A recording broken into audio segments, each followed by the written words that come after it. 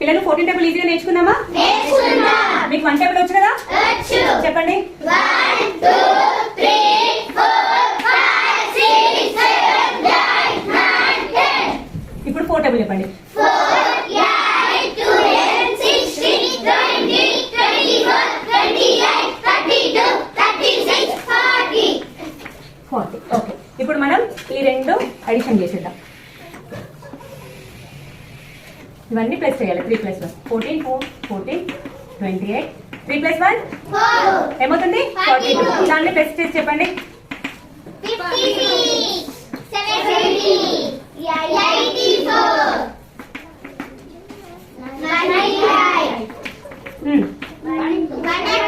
112 9 + 3 126 140. ఇవి cross check చేయండి ఇప్పుడు మీరు కరెక్టా కాదా అనేది. ఓకే.